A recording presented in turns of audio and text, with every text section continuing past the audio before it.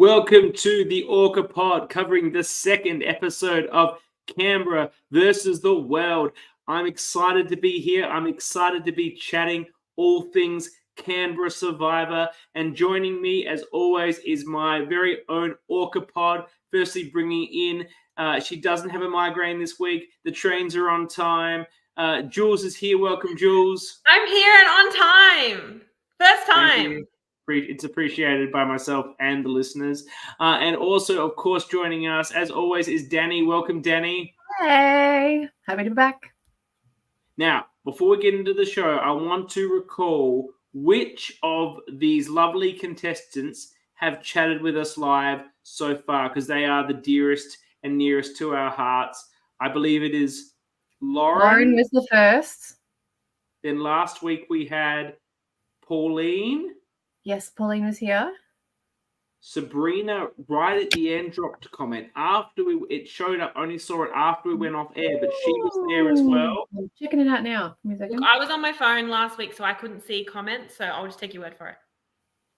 I think there was one other person that was with us, Dani. Can you recall who it was? I'm checking. I'm having a look. Give me a second. See if I can actually look. I feel like it was another woman.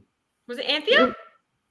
Yes, Anthea was there live with us as well. The women are representing. They're killing it. I'm sure this cast is stacked with awesome women, so it doesn't surprise me.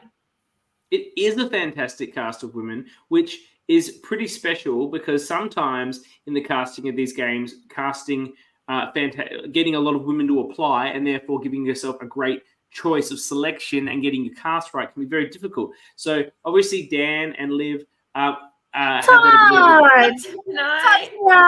Hey, Todd. Yeah, welcome, Todd. Thank you for joining us. Now you are near and dear to our hearts. Frankly, Anthea, Pauline. Yeah. And I know that Eden has watched the show after the fact, because he's messaged me about it. Oh, cute. So, okay. Lots of engagement from the cast. Wants to get drunk with you, that's all. And Sab's here. We got you live now. I'm sure we'll be talking to you too. Why don't we just jump into Sabrina right now, right? She's here. Now, what in the world is going on? I just don't know what to do in this vote. Who am I going to vote out? It's just a really stressful situation. I'm just like, what in the world do I do? What in the world do I do, Dan? You're done. That's it. It's that simple. Yeah. What were you doing, Sabrina? They even fed her another question. I know, they fed her the question. They're like, hang on, two. All right, go again. Yeah. Did you have to go on like a tangent and just be really stressed out about it? What in the world? What did it like? Yeah. Just something. And I would have been, I think we talked about this last week. As soon as I opened it, I would have been saying what in the world to everyone around camp. 100%. Like, make that my catchphrase. That's my new catchphrase. Absolutely. However, look, I don't get it. I can't say. It's sort of phrase you can say multiple times. She didn't succeed, but the advantage is next to worthless. What are we thinking? I'm going to disagree with you on that. Interesting. Okay. If you get swap screwed. Mm-hmm. Yes, swap screwed, actually. If you get swap screwed, if you find yourself smack bang on the bottom of a tribe, or you don't have to use it on yourself. You can use it on someone else. Oh, actually, yes, I like that too. Actually, that element is good, especially if you find yourself in a swap again. Maybe not necessarily swap screw, but maybe you're in a tied situation, a 3-3. Get rid of someone. I stand corrected. Fantastic advantage. And it's used for one vote post merge. That power post merge in that situation. Essentially becomes safety without power. Yeah. Or you can use it to manage the numbers if need be. You can use it on someone else. Yeah, actually, I agree with you, Jules. I'm incorrect. This advantage is great. Sabrina will be kicking herself that she has... High five. Oh, wait. She's mismanaged this achievement. A very valuable advantage in a number of different circumstances. It's a safety without power on steroids. And it's fresh, it's new, and I'm proven wrong. What a great advantage. Looking forward to see how it plays out the balance of the season. Probably not overpowered. Could be really interesting in the merge if there's two of them in terms of how that affects numbers, or in a swap if there's two of them in a particular tribe. That, of course, assumes someone else is going to now re-find it. Presumably, they will make it as obvious as anything, would we assume? I don't know. I mean, The one advantage Dad has now, she knows it's going back out there. She knows to go look for it. Everyone else has seen her find something. They're not probably going to be looking too hard. So if she is able to just start looking at everything, I don't think it's going to be super obvious, but it might be. It's not going to be the playing with fire idol that was never found. It might be a bit hidden. My concern is that if she doesn't find it, she already has suspicion on her that she has something, and now she can't really share the thing that she has because she doesn't have it. I guess she can share the note that told what she was supposed to do and sort of failed to do. But if she ever gets questioned about this by another player, and she's like, they're in a swap scenario, for example, and it's like, Ed's like, what's your advantage? I know you got it. Look, how can we use it to get ourselves out of the situation? She'd be like, I didn't get the advantage. You'd be like, what? What are you talking about?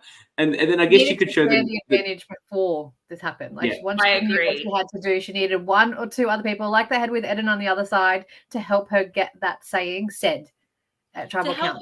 She needed one more person in on it to then, even if she didn't get it, they have another backer when she goes back to tribal. When they're like, "What the fuck did you find?" She's like, "This is it. This is the notes." Like Aston said, share the notes. No one believes her though at this point. Yeah. Doesn't matter what she says. No one believes her. Yeah. I think she absolutely should have shared it before tribal to, as you said, build trust, help get someone in on it. But I think for me, I would be thinking that, hey, someone on the other tribe probably has this. So even if, like she said, no one's going to notice that I'm saying what in the world. But if someone on the other tribe knows it and mentions it at a swap, someone could potentially remember that she'd said it and then she's exposed. I think if there's any chance of you being found out, you tell people.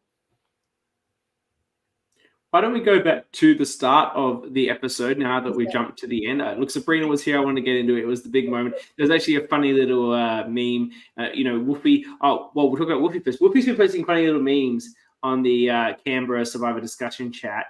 And he did the horse meme about Anthea doing the challenge and Sabrina doing the challenge.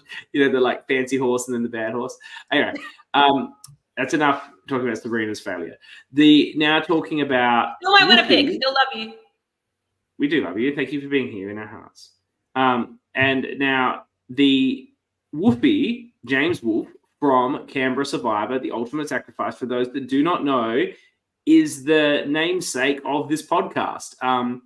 We decided to start calling ourselves the Orca Pod when he kept referencing how he was the apex predator, as it says above there, the Orca of Canberra, The Ultimate Sacrifice, and we just adopted that moniker. We thought it was fantastic, and so we've decided in honor of James Wolf, much like the fishy on Know-It-Alls, we will be handing out the Woofy each episode, and unlike the fishy, which is for the best player, the Woofy will be for the most Orca player of the episode. We missed this for episode 1, so Jules, why don't you kick us off?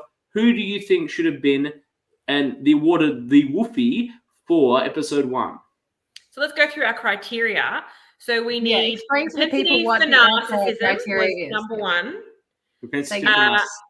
Propensity for narcissism. Something about strategy. There's a little bit of strategy. It's strong arm tactics. Strong arming strategy. That's right. And there's the third one? Propensity for narcissism. We did that one? That was the first one I said. It's the most important one. Yeah. Is it something with annoying people? Yeah.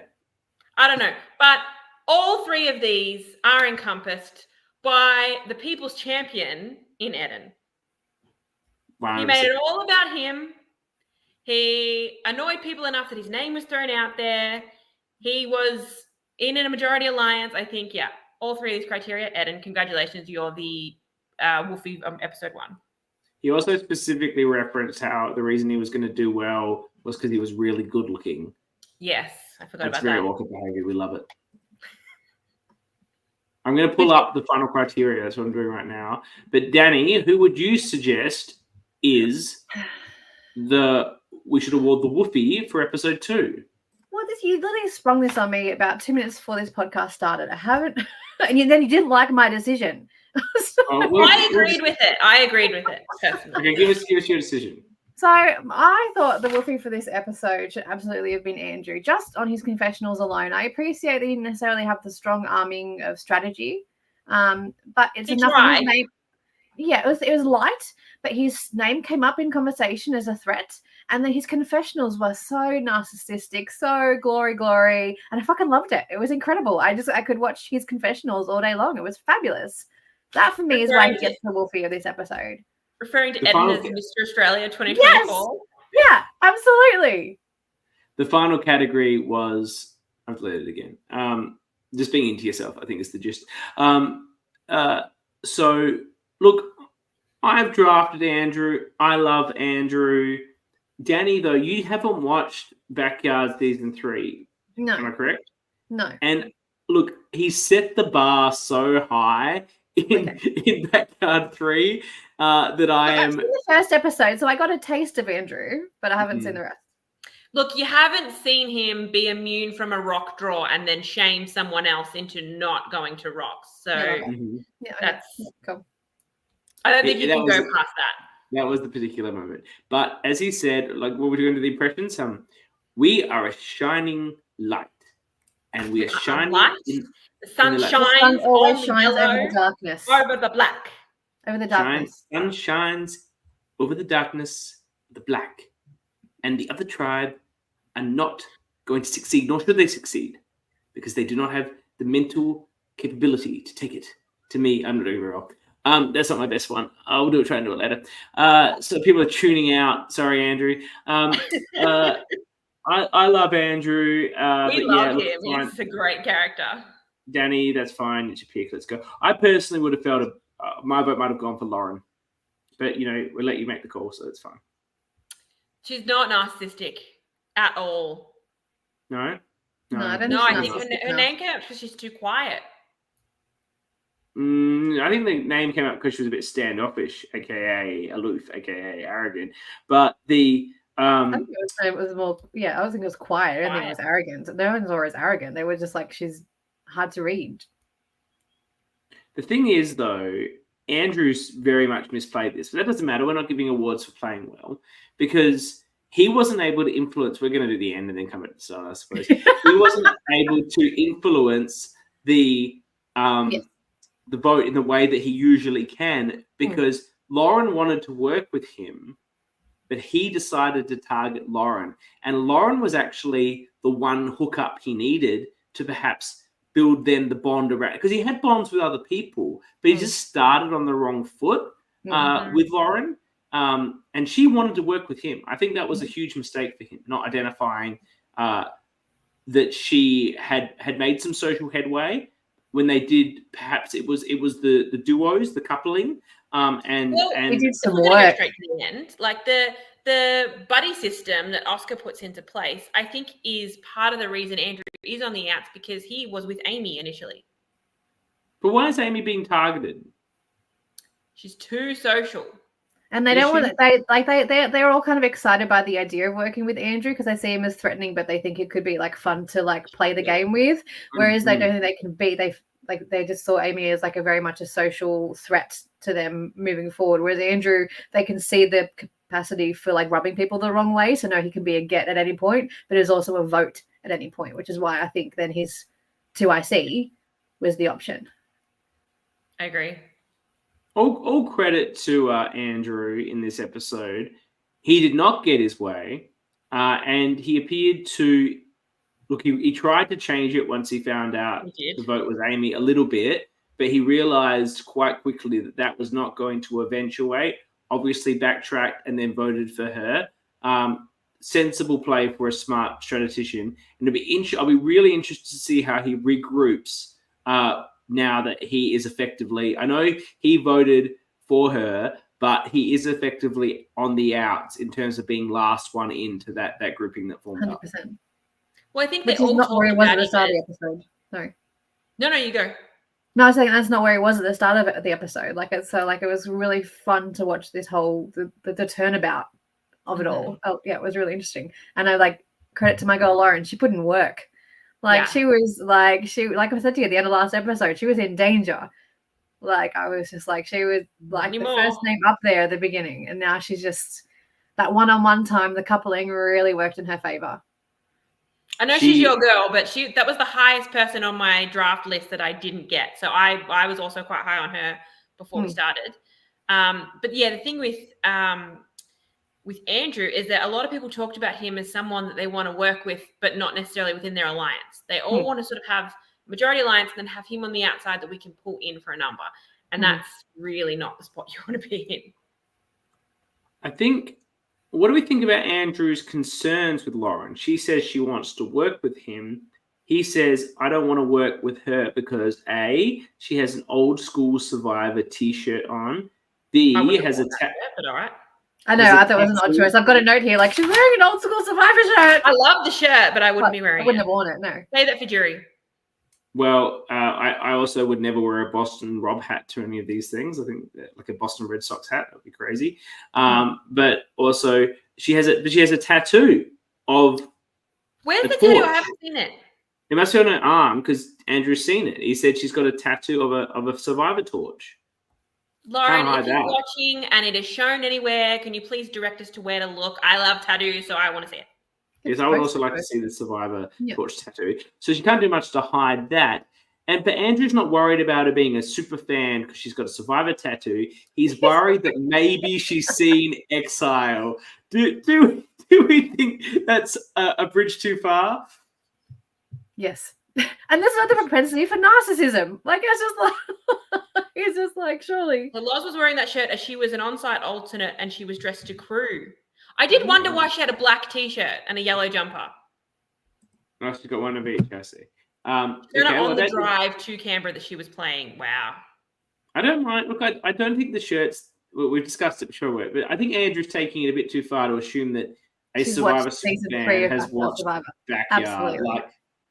There's a possibility because, if she is a huge super fan, before I played, I had not watched anything. I think I watched half of Warrender because I was going to play Melbourne, but I hadn't seen any others. But of anyone who is likely to have seen it, she would be most likely. Yeah, look, it's possible. It's possible, but if she's seen it, she remembers him though. Yeah, I agree. But I'm just saying, like, he's not a forgettable character. The only people watching these things are people that are in the community already. But that said, she was an alternate. She was crewing. Maybe she is also in the community to some extent. So some credit to that. Okay. She does a great move in bringing in Ed. Shaw's thing up with him. But I think also who really get all of this going effectively is Oscar and Pauline in the two sides of the gender reveal alliance. Yeah. Gender alliance. Two sides of the gender reveal alliance, or the gender reveal alliance, as we'll call them, with the hats. I think they really got the ball rolling on this boot. Yeah, I agree. think Oscar did. I don't know how much Pauline was involved. Now, I love Pauline. She's on my team. But then when we see that there's a majority alliance form, her name isn't really mentioned as I've got it written down somewhere. So Oscar brings in Todd, Loz, Sab, and then Ed is the fifth. There's no mention of Pauline. I think this is just a factor, though, of being in the pairs and then grouping up with another pair, and they're sort of all there. And they're like, I think it really was an alliance of 6. I don't think this has really done much to draw the lines in this tribe. No. Even with Andrew, I don't think Andrew's necessarily next out. No, I agree. I think this is still a very fluid tribe. Why don't we jump back? You got the notes. We talked about the back to the very beginning. Let's go back to the beginning. As we regroup on what happens with the Rando Bird tribe following their tribal council. They're very, very messy. At the Swamp of very Sadness. messy tribal council. Oh, yes. The outcome of the messy tribal council. Jay in the Swamp of Sadness, but it's not sad for him, is it? He calls it the Swamp of Rejuvenation. It's very peaceful. There's a creek, and he's upset there's no donkey to keep him company, which fair. I don't think Dan knows what a swamp is, because that's not a swamp. That's not a swamp. But I think they like the alliteration. It was so serene. It was so serene. Yeah, I love alliteration as well. Me too. So yeah, that's fine. But yeah, so we sort of get everyone's aftermath of the vote. Squin hadn't even heard Aiden's name, so she was surprised. Eden thought that he was getting votes, and that's why he had to flip his vote. Everyone is hugging Aiden, and it's super awkward. So awkward. I was like, I was just like, oh, stop it. I don't think Aiden's much of a hugger in everyday life. He's clearly not. Now he has to hug all these fuckers that like just voted for him so he can socially reintegrate himself in this nonsense. Must be his worst nightmare, I reckon. But he dug his heels in, like kept trying to push for like why the vote was him. He's like, have I done something wrong? If I did, and can anyone talk to me about it? Like a cat, like I was pushing, and they were giving him crickets, giving him nothing. He did say that, you know, he was aware that people might have been talking about him. People were avoiding eye contact. And he thinks it might have something to do with the challenge. Aiden's quite perceptive of what's going on. I wrote that too. I was like, he's read this very well. He said Eden and Maddie are very close, and they have a 4 with Anthea and Bethany. Like straight off the bat, he knows that. Yeah. And like talking about how people are avoiding eye contact, and we see a few clips of people not really wanting to look at him. So yeah, good on him for being perceptive enough, but then not really being able to do too much about it. I do feel like he's probably next to go if they go back to trial. Was it him that stated, they might try and bring someone across, but it does feel like those 4 may have already formed a 4? Was that Aiden that said that? Yeah, he's on the money. To be fair, Maddie and Eden are not subtle about it. Like they're constantly whispering to each other in front of everybody else. They're besties already. Though Eden is thinking about abandoning his women-only thing that we were sold off the bat and perhaps making a move on Bethany in the future. Was that correct? We hear a few people talk about, we think Bethany's running the tribe. And Eden says, I think she's running it, and I would team up with the Squin, John, Aiden group to vote her out. It's very interesting from Eden. I think he just wants to be chaos. He's giving me real Laurel energy in just wanting to bring the chaos, wanting to be interesting, not wanting to be part of the flow. Yeah, I think he just wants to be running the tribe. I thought it was super interesting when they were doing the Kumbaya chat, trying to not tell Aiden what happened. Maddie, in like the middle of it, like coming out and being like, I was trying to count the vote, like just talking about how strategic she was in her thinking. I was just like, shut up. Stop Talking. I was just like, she's like, yes, I was trying to figure out like who voted for who. So 2 people swapped, like one swapped and the other swapped. And I was like, you do that in a one-on-one conversation with your major ally. Like that's not a group chat discussion to be had. I was like, shush. I was like, you are like, because she's so social and clearly liked by enough people within the tribe.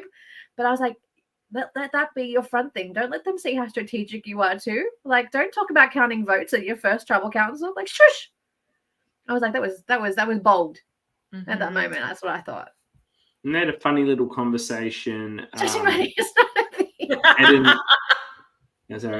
I understand that. I can see that. I can fully see that. But it's I relate. Like, pick things that you talk about with the right people. Well, they do have a little private conversation, Ed and Maddie, where they try and figure out what went wrong. I didn't feel I got a lot of clarity out of what was showed to me in the episode about what actually went wrong there, or what Eden thought was happening, or what Maddie thought was happening. Maddie said she did that on her arm, and apparently that should have been enough to say we should vote for Aiden. Yeah. I guess it's an A. Yeah. I would be like, what's 2? Yeah, if you did, yeah, I'd be like, what? Why was did we understand why Eden wasn't clued in that it was an Aiden vote? That was her cluing him in. Yeah, I understand, but did he maybe just missed it in the last minute because he was doing a confed? We don't know. I think it was at tribal council. I don't know if it was like, I think the A was at tribal council, wasn't it? Yeah, but like, why did she not? I think it was a conversation just before. Is what I'm saying. Why did she not tell him at camp that the move had moved to Aiden? I don't know. Okay, so they weren't on the same page. They may not still be on the page because Eden's looking to maybe shake things up. I think, look, he's throwing it up there, and it feels like one of those moments where the Survivor producers are like, well, maybe what about something else you might consider doing? Like, so they've got some sort of alternate content, because he then goes on to say, but I'm probably not going to do that because that seems a bit crazy. So not right now. It's like, it's not going to be the next thing I do. Yeah. I don't think Bethany is someone you need to flip on early. I think Bethany is actually a reasonably good shield for Eden. Absolutely, especially the way that people are talking about her, like being a leader of the tribe. As soon as there's a swap, you know that everyone on the bottom is going to be like, yeah, Bethany was running the tribe, and she's gone. Yeah. And then we obviously have Squin, who sort of figured out what's happening to an extent, and John's pretty onto it. John is admitting that Jay's copping the heat for throwing Eden's name, but he was the one that actually threw it out first. And he's like, well, Jay's the only one that knows that, and he's gone. So yeah, I think he said his allies know it too. His allies, he trusts them. He does trust them, and they seem to be a solid 3. It's going to be very interesting because the 4 that we have combined, we only really had as a 4. Because they found the advantage together. 3 of them found the advantage together. Eden sort of wandered into it. And we were sort of shipping Eden's original strategy of grouping up the women, or I was anyway, thinking it was going to be the master play. And it sort of worked out like that. So I did my sort of victory lap on that. But there's the potential that, you know, if maybe they miss another tribal, maybe, you know, it takes some time. I could see maybe an Anthea maybe wanting to make a move. Eden obviously is thinking about it. He's getting like itchy fingers about wanting to pull a trigger on something. Well, Maddie was even talking to John. She was like, I really want to work with you. Like, what kind of, that was a conversation that was had. There's there's no defined lines yet. It's like they're like carved out, but it's not solid. Yeah, and I think an alliance that forms the way that one did, just these are the people that happen to be together, they don't often last that long. Whereas the other group was like, these are the 3 people that I trust and I actually want to work with. It's a smaller group, but it's a stronger group. Yes. And I can't see any of them flipping on each other.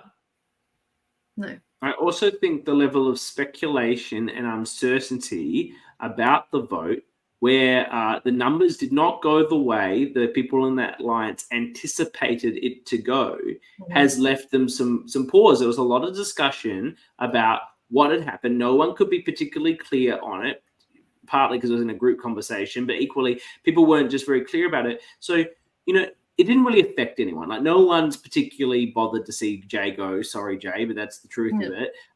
But, you know, when you're going into that first vote, it's about building that trust, and you expect to see the names on the pages, the parchments that will give you the numbers that you expect to be the vote. Now, it didn't really matter, but you've got this level of uncertainty. Whereas, as you say, Aiden, Squin, John, I think are very certain that they know that they were originally 3 of the votes, at least for Jay, correct? And then equally they stuck to their. Did they stick to their? And then 2 of them stuck, obviously, again with voting for Jay. So they were consistent in their promises to one another. Plus Eden. And then on the revote, Eden flipped, but so did Maddie.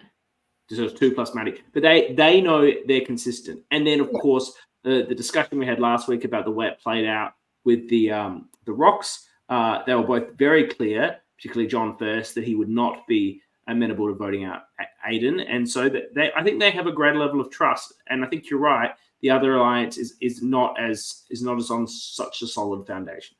Because like it only takes one rogue vote to just throw discord into like that little built trust that you've got. I've been there, I've seen that. Like that's just, and then the trust is gone because you're just like, what? Especially when people can't admit to it. You know, it could be something as simple as a misplay by an Eden or a Maddie if they're trying to build trust with the other group, and they might mention Anthea's advantage or something. Yeah. You know, and then that group of 4, I think they were happy for either of those 2 to go. They didn't they might have had a preference, but either of those 2 would have been fine. So their priority should have just been trying to get a near unanimous vote so that the tribe comes back cohesive. Like that should be the goal of your first tribal. 100%. Yeah, absolutely. I don't know why they were so keen on protecting Jay. Well, they weren't at the end. They were willing to cut him. I know, but you know, the vote should have naturally just become Jay. And you're right. Then their alliance isn't as exposed. Yeah. Yeah, for a first, I mean, no, we're going all the way back, but like for a first trial to be that messy, it doesn't bode well for trust building, which is like what you want to do with the first vote. That's the Canberra standard, though. That's how they do it in Canberra. Messy rock votes. Vote one. It's my worst nightmare. 2 out of 3. If we go to... my notes are a little bit all over the place because we already talked about the Anthea's advantage. But that's all I've really got for their tribe. Is there anything else before we go to the yellow tribe? No, speak back to my boys and girls, the yellows. Yeah. That we're never going to lose. Never. This is all just them all being really happy, and I'm bored because they're all just, they're all in little confessionals. I love this person. I really like this person. Yawn. Give me a bitch fest. Who don't you like? Who's pissing you off? This is a social game. I was pissed off that I was sitting around a table, but then I've accepted that the table may have just been part of the reward because later on they're on the ground. But I don't like these tables. Yeah. You know what really irked me, and because you brought it to my attention last week, okay, the fucking sunglasses. Sunglasses? On everybody, and I was just like, couldn't unsee it now. I can't unsee it, and I was just like, it drove me crazy the whole episode. There's a confessional where Amy's holding hers, and I thought of you immediately. I'm like, okay, someone's told her to take them off, or she's just looking, the sun's behind her or something, she doesn't need them. But yeah, no, get rid of the sunglasses. Can't read you. Take them off. That's the thing, right? You can't read people. I can't read them as the audience, and other people can't read them. Like I do it sometimes. You see so much in their eyes, even if they're trying to say something. Eyes are like such dead giveaways. It's huge. I've done it a few times at the poker table. People get pissed off with you about it, but frankly, I'm trying to win money. I get what you're doing at the poker table. That makes sense. That's why you do it. I'm not trying to give away my eyes, and I will react with my eyes, and so. It's exactly. If I'm telling you something, am I looking left or am I looking right? Am I trying to remember or am I making something up? Yeah, I don't like it. It looks to me, it just reeks of Survivor Borneo, which obviously was the creator of everything that we're talking about. The reason we're here today, 25 years later. But the fact is, they wear sunglasses and it looks a bit amateur hour. It looks a bit. And yeah, it doesn't look good. It doesn't look good. And Survivor never did it again or allowed it again, and I wouldn't allow it. Here, I don't like it, and I would be taking those away. Yeah, drive me crazy. Yeah. But no, I made a petition. Okay, now you've ruined it for us because I hadn't noticed it until you said something. So thank you for that. There is a fun moment here with Todd and the coffee, which everyone seems to be able to figure out that it was Todd that poured out the coffee, looking for an advantage. He thought he was being all stealthy, went to the bathroom, and they realized the coffee's been poured out. And it was either Todd or Ed. Is that the choices? I think so. And they all pretty quickly know it's Todd. But I love his reasoning that it wasn't sealed properly. So that's why he wanted to look into it, which, that's a CK move if I've ever heard of one. You would have done that. I would have poured it into a cup. And then you would have noticed, though, that it's not sealed, though, is my point. Yeah, I like this, but I would have poured it into one of the many cups that they were drinking coffee out of. And then pour it back. And then poured it back. I wouldn't have left it up to 100%. Yeah, better TV this way. So thank you, Todd, for the good TV moment. It gave us a potential even third alternate boot to think about. I thought, maybe it's going to be Todd. I was surprised that there wasn't more of a target on him for it. Yeah, it was a bit of a red herring, but those are very valuable when you're watching the show to keep suspense alive. He said people were coming. There was no time. He just said, pour it into a tray. You pour it into a cup, though. How do you pour from a tray? That's obvious. But if you went one quick to the other, I think what he's saying is he just dumped it quickly. Yeah, someone's coming. Because otherwise, maybe he would have just fiddled around in it. There's fingers, perhaps. Gross, but that's what he wanted. Maybe. We get So there's the discussions of the first discussion of a name coming up. Blaming the size of the cups. Yeah, well, all right. Look, all I'm hearing is excuses, Yeah, correct. Poor tradesman blames the tools. Right, okay. But yeah, as we're discussing, Loz's name is being put out there. We get Andrew's analogy of running this game like it's an emergency room. If not, I'll be the one with the flat line going beep. We've lost CK. CK's gone beep. I've just lost my camera. You've lost your camera. Well, we don't want to see you anyway. It's fine. Are we coming back? Don't you worry. You just keep going. All right. Look, there's not too much that happens there. It's just, they're all one big happy family and I'm bored. So we go to the challenge, and it's when the Swamp of Sadness is announced, and Ed is super excited about it, the way he's excited about everything. Little puppy dog. He wants to duel to the death.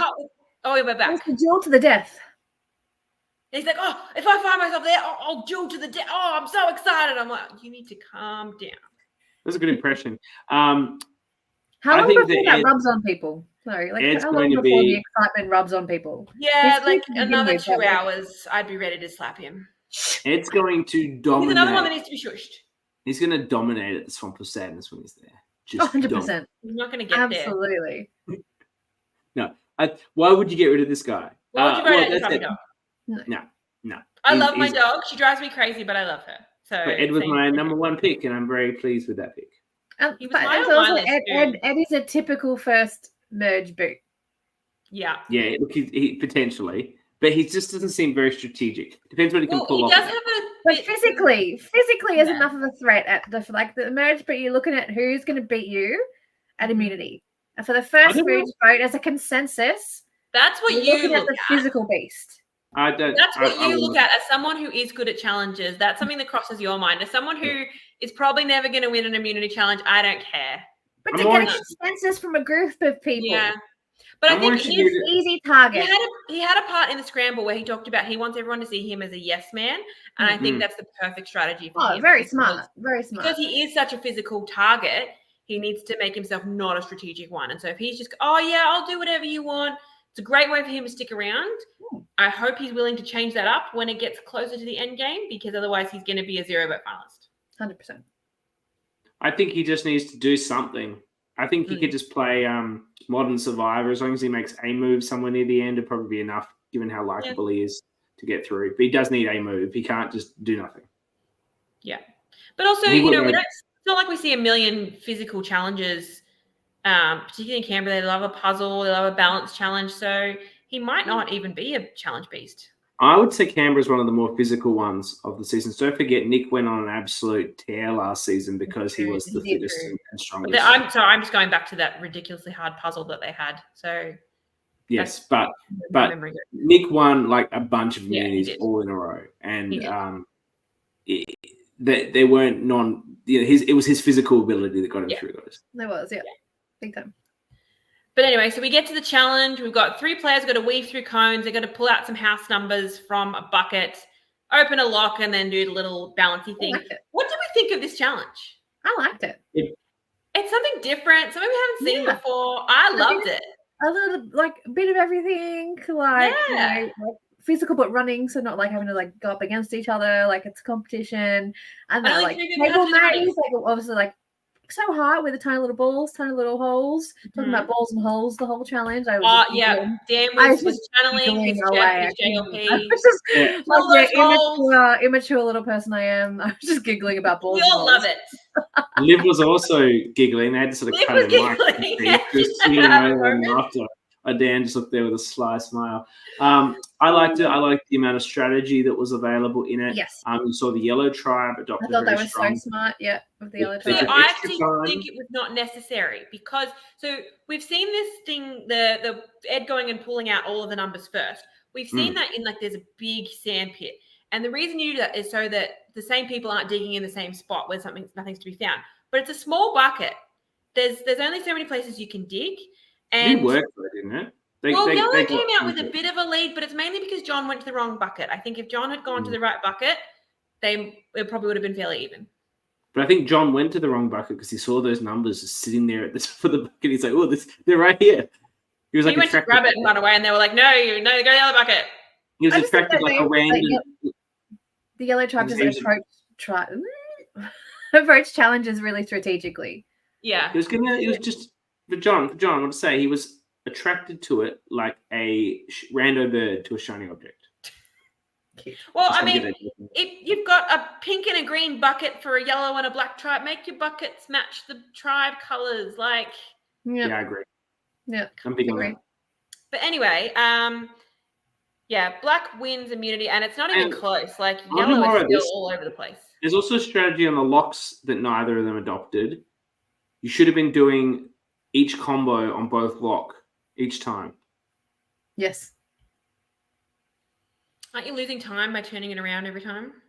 Yeah, but then you don't have to go through all the numbers again. It's only 3 numbers. There's not that many different combinations. Oh, I think... How many combinations are there? I think there's quite a few. There'd only be 6. 6? Mm-hmm. There's 3 numbers. 3 numbers, 3 spots, 6 combinations.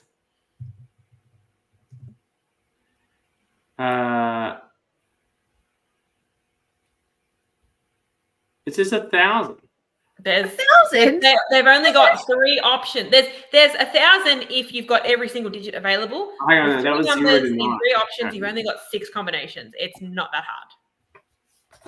No, because you know the numbers. Yeah, okay. You know what the numbers are. All right. I don't see there's 7. Don't question me on this, CK. I know. There's 7. I'll spell it out there's for you. 7. 7, it says. 7. Why is there 7? Well, you want to know what it says? You've got 1, 2, 3. 1, 3, 2. 2, 3, 1. 2, 1, 3. 3, 2, 1. 3, 1, 2. That is it. I'm just looking at the internet, mate. Like, There's 6. Fine. I still think, though, considering Numbers it was... nerd. Todd, is this now a maths podcast? Yes, it is. No, if it's a maths podcast, I need to go. I am not. It's a podcast of Jules proving CK wrong. That is what it's always been. It's not even my view. I'm just reading random shit off the internet. Is Todd the maths teacher, or is he just pretending to be a maths teacher? Sab gets me. Can we remember? Is he pretending to be a maths teacher? He's pretending to be he's a primary school teacher, isn't he? No, he's a vice principal pretending to not be a vice principal. Yeah, he's just not being a principal. Yeah. So the point I want to make, though, is it was not made clear, though, if the combinations were going to be the same on both locks. In fact, he said it might be or it might not be. That's right. So if they are different, then I think you are better off doing both locks simultaneously. If they're the same, obviously then you're losing a lot of time as opposed to just going like. Why don't you just turn the box to its side and you go here and then you go there? You're still like, okay, I'm the type of person that argues when I'm walking up the ramp at the MCG if I should cut through the middle or go all the way around because it saves time to go all the way around. So I think about that too. I don't think that makes a difference. I think it's the same distance. It does. No, because you lose time on the turn. Sorry, we're boring, Dani. I don't give a fuck. Can we move on? Dani's never been to the MCG. Have you walked up the ramp at the MCG? That fucker is long. I don't think Dani's been to the MCG. She doesn't like that sort of football. I've been to the MCG. Okay. Anyway. So Black Queen's immunity. But we haven't talked about how bad Yellow were at the balls. Like, honestly, so we talked about them approaching it strategically. Their strategy was to have everyone just sort of hold it, and Todd was doing all of the guiding. I don't know if that was the right strategy. I think there were so many balls and so many holes, so you're better off just let it go free for all for a little bit, and then try to get the balance in, which I think what Black did. The holes, they were small, but there was like little divots around them. So once the balls were in, they weren't really falling out unless you like whacked it with another one. So they're well constructed. Yeah, it was well constructed that they won't come out. So just shivering around a bit, and then maybe you've got half of them or 5, 6, I don't know, to get in, and then you just focus on those. I think that's what Black might have done. Yeah, because you notice when they were getting towards the end, the few they didn't have in, they weren't like together. They were sort of all. This feels like we are so close to discussing my passion. Queuing.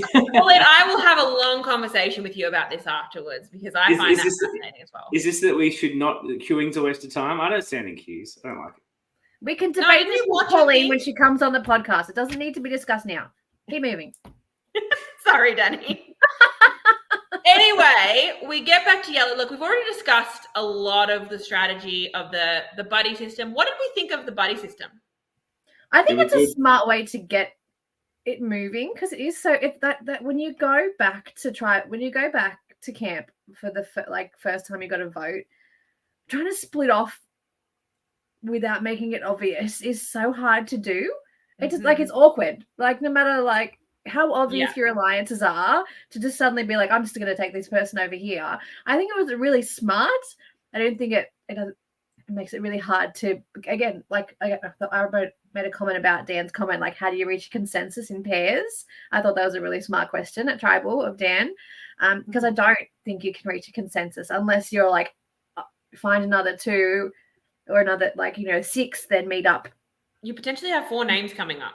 Exactly, and then you're swapping pairs. You're not going with one pair to another like single. And you come back around. It's just I like it to start the conversation. I don't like it to continue strategy. Well, the big factor is I don't think there was a swapping of pairs. I didn't see other 2 one-on-one conversations, if I can recall, with the various. There are a lot of groups coming together, but it was groups post pairs. So I think whoever then basically, I think what probably happened potentially is that Andrew and Amy spent a bit longer chatting because, he loves to have a chat.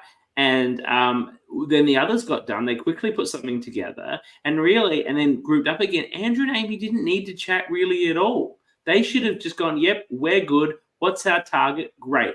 I'll go speak to those guys. You go speak to those guys. And let's see if we can pull something together. I feel that the buddy system was a real disadvantage for anyone that let it go on too long. And that's what I feel like might have happened, because maybe the plan was to swap around, but it doesn't look like it happened. Yeah. Yeah, look. But if we look at the pairs, it's Andrew and Amy are the ones that are kind of, Amy's obviously left out of the vote and Andrew's brought in last minute.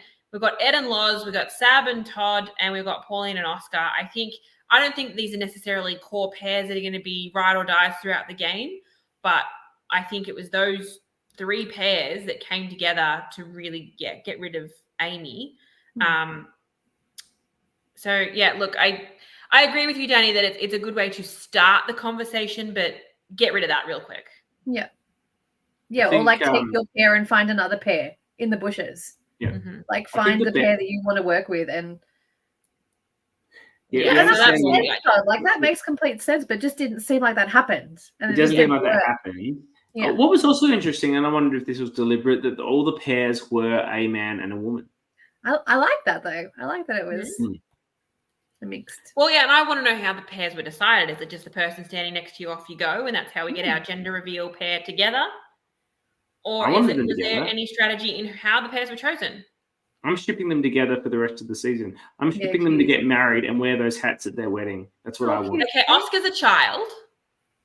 How tall is Pauline? There was a lot of conversation about him being a lot younger than everyone else. So I feel like, isn't he like 19? Say 20. It's fine. It's all legal. And it's legal. That doesn't mean that I don't want to yuck anyone's yum. They might be a happy couple now for all I know. I want to see them married in those hats. Cute. That's what I want to see. Pauline, are you and Oscar dating now? Like, I don't know. Anyway, so we talked about Andrew and Amy suggesting Loz. Yeah, there's not really much there. Oscar seems to want to work with everyone because every single name that came up in that conversation, oh, yeah, but I want to work with her. Oh, yeah, I want to work with him. Like, I don't know that there was anyone that he doesn't want to work with. He's done a complete 180 and wants to work with Loz now. He seems to be the one who puts that out there to everybody that he wants to keep Loz. He seems to be the instigator of that. Yeah. I feel like Loz was just playing old school Survivor, and when it was finally time to actually vote for someone, she decided to put the work in to actually put something together, and everyone was in for it. Don't forget, Oscar's name was available and being mentioned earlier by Ed and Todd. Was it Ed and Todd? No, it was Ed and Loz. Because they're the plus 29 club. Yeah. I'm here for that club. We all are, aren't we all? Todd said they went around the circle and was the person standing next to you. Yeah. Yeah, sure. That tracks.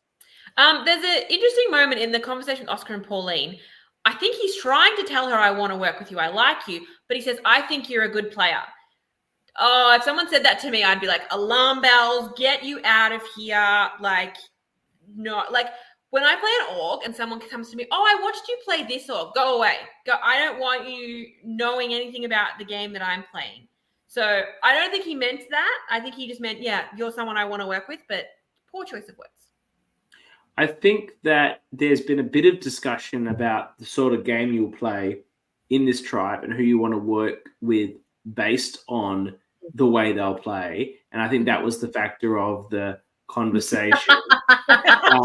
Pauline said she's 10 years older than Oscar, and everyone partner Oscar was literally in primary school. Never say never. That's all I have to say, Pauline. Never say never. No, she's with her partner. Things happen. Life changes, Life finds a way. Oh, okay. Sorry, Pauline. We want to break you up with your partner, your long-term partner, so that you can end up with a man 10 years younger than you. Alternate solution, Oscar could give Pauline's partner his hat. That's a much better solution. That assumes that Pauline's partner is a man. If Pauline's partner happens to be a woman, we just need to acquire a second pink hat. She can have a blue hat. Who cares? Girls can wear blue. Okay. Anyway. Boys used to wear pink back in the 1920s. Do you know that? What was that? Pink was a boy's colour in the 1920s. I still wear pink. I put Riley in pink. He loves pink. No, but it was actually a boy's colour. Yeah, it was a boy colour, yeah. In 1920. Okay, there's a lot of stuff in 1920 that we don't want to go back to. So this is fascinating. Anyway, which colour? Digress again. The amount of tangents we've gone on tonight. It's amazing we're in the 51 minutes in. This is what happens when we don't have an interview. Blame the swamp for sadness. Blame the swamp for sadness. Keeping this under an hour with an interview is difficult. Without an interview, we're going to be snappy. If you want the extra shit, tune in when no one's eliminated. We can just wax the record nonsense. It's how they get to know us. It's how they fall in love with us as orcas. We'll get someone to interview next week, I assume. Yeah, someone. Yeah, if there's a. Why don't we talk about that? Who's going to win the challenge? Is it going to be Jay or is it going to be Amy? We got to see quite a bit of the components of the challenge in the next time on. I didn't watch the next time on. Can you please share what we saw? There was a puzzle. There was some throwing stuff. Maybe a third part. I like that it's different elements. Yeah. So it doesn't favor just one person. They've talked about how Amy, Andrew's reasoning for wanting to keep Amy was that she basically solved the word puzzle in the first episode. So is she particularly good at puzzles? What are Jay's strengths? I don't know. We'll find out. I'm hoping Amy's got all the puzzle and all the throwing strengths because she was drafted by me, and I don't want her to go. Well, Jay was drafted on my team, so Dani, you get the deciding vote. I have no dog in this fight. I'm going to enjoy you two fighting each other.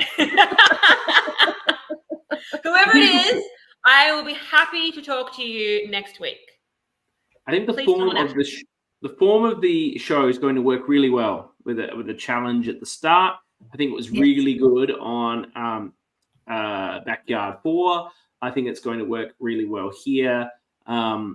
It will probably be, you'd assume, Swamp of Sadness, like greeting, because we didn't get that at the end of the episode. I would have liked that. You know how they used to do that in Redemption, like then they walk into the camp. Yeah, you see them go to, yeah. Oh, hey. Yeah. What happened? We'll have a bit of that, then maybe the tribe, and then back to the challenge, and then the other tribe, and then something like that. But I think it would be good to break it up. Do the tribes get to watch? No, look, I would say no. Based on Redemption, I asked that question at some point, I believe. Look, the issue is just time. Moving them to what you run these things at the same time. They can be doing that challenge or they be doing that challenge, particularly with the two hosts, which I mentioned last week. Yeah. For the time efficiency, it's very difficult to be dragging the tribes out to watch the challenge. Yeah, the only way you'd be able to do it is if their challenge is literally right before the immunity challenge. Like with Redemption, you guys are already here. Watch this. All right, you guys can go now. Do your challenge. I don't think you got the time for two challenges. You don't, because then you got to set up. Redemption, they did watch the battle to get back in the game. Like that makes sense. You want to see that. Everyone could watch that, but I don't think it works to be watched here. I do like it on the Redemption Island season where you only had like two people from each tribe go and watch. But yeah, I think that they probably can't be doing that. That's an interesting one. You could only do that, and maybe this is something people can consider for a future game that's doing this format. They can go and watch, but they don't participate in the challenge. Yes, they're like the sit-outs of that tribe. Yeah. But you might have to have someone, so you're either participating and helping your travel and immunity, or you're getting information. It's sort of like or, like people can put their hand up if they're going to go or not, and you can just leave your tribe with one person, like getting stuck with the challenge. Like, because everyone said, I'll go for the information. Yeah, I enjoy watching people throw challenges too much. Next time someone wants to throw a challenge, all they have to do is go, we'll all go and watch the thing. Like, I love when people try and throw a challenge. It's so fun to watch them try and be subtle. You get that sort of behavior in orgs sometimes when they allow those sorts of things because we just go wild. Is there anything more about the show that you want to raise, Jules or Dani? I think we've covered everything in a bit of a up and down way. We didn't stick to my notes, which is hurting my brain a little bit, but we think we've talked about everything. I think this was a better flow than doing it linear.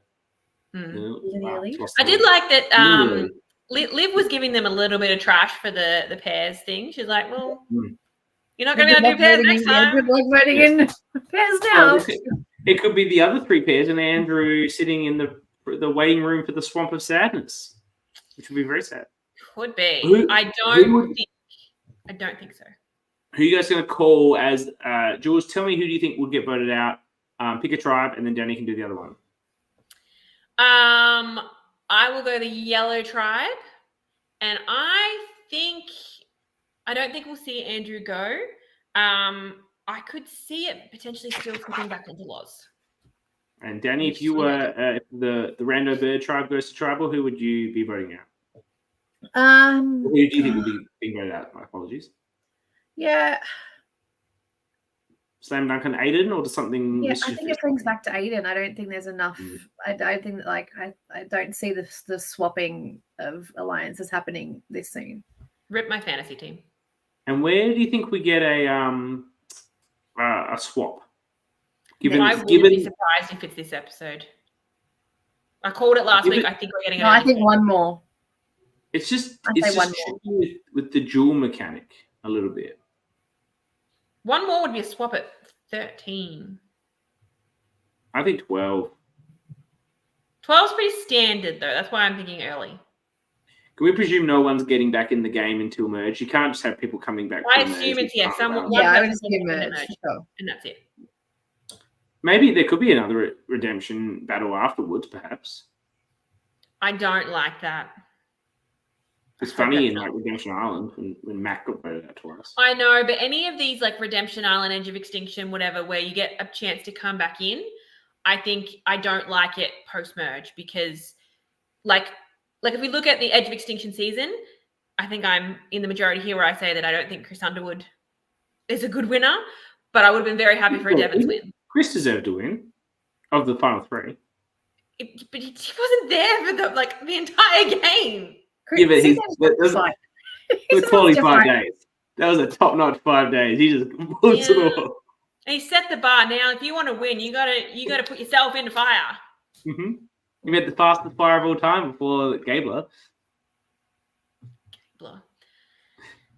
Okay. I actually look. I think if we say it to clarify, I think this redemption is really good. Actually, I think it's better than Edge of Extinction. I agree. What it's really doing, the most important thing about it is it's giving the people that come to one of these LRGs and get voted out very early an opportunity to still be part of the game, to still be part of their story, to be in more episodes than 1 or 2, even if it's just for a moment or for a challenge, while they watch it with their friends, their family, themselves, whatever they enjoy.